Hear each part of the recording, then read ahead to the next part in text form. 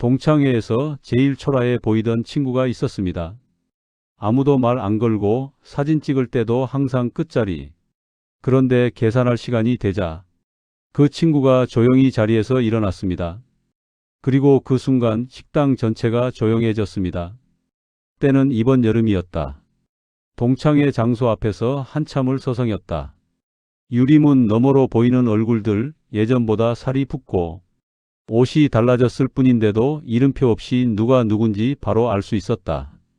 교실에서 불리던 별명들이 머릿속에서 다시 살아났다. 나는 여전히 평범한 직장인, 대단한 성취도 실패도 없이 살아온 사람.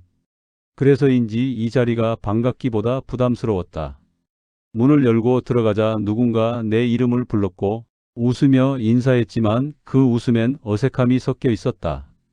테이블 한쪽 끝, 가장 구석 자리에 그가 앉아 있었다.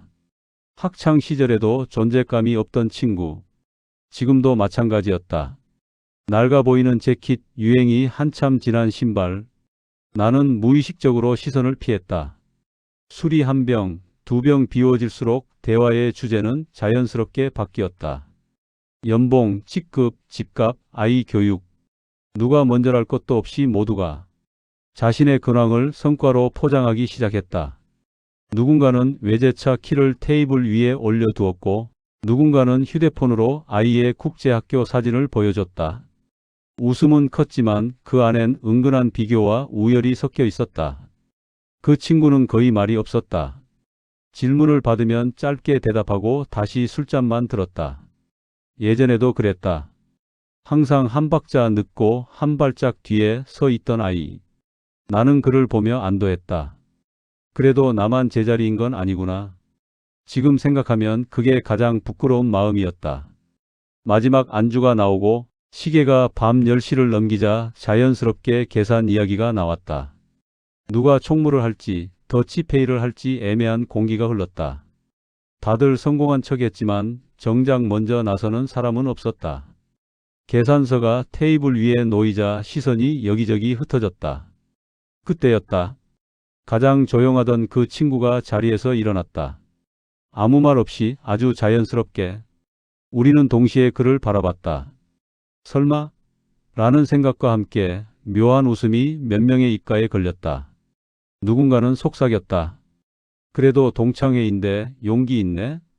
그가 계산대로 걸어가는 동안 테이블 위에 소음은 점점 사라졌다. 그가 카드를 꺼내는 순간까지도 우리는 믿지 않았다.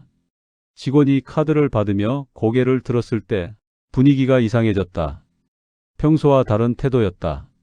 사장님, 오늘도 오셨네요. 그 한마디에 시간은 멈춘 것 같았다. 웃음소리가 끊기고 술잔을 들던 손이 허공에서 멈췄다. 누군가는 장난인 줄 알고 웃으려다 굳어버렸다. 그는 당황하지도 으스대지도 않았다. 그저 고개를 끄덕이며 계산을 마쳤다. 그 짧은 순간에 우리는 모두 같은 생각을 했다. 설마 여기 사장님이 저 친구라고? 직원이 돌아간 뒤에도 아무도 말을 잇지 못했다. 결국 누군가 조심스럽게 물었다. 설마 여기? 그는 잠시 망설이다가 담담하게 말했다. 몇 년 전에 인수했어. 그 말은 큰 소리도 자랑도 아니었는데 이상하게 더 크게 들렸다. 우리는 그의 지난 시간을 전혀 몰랐다.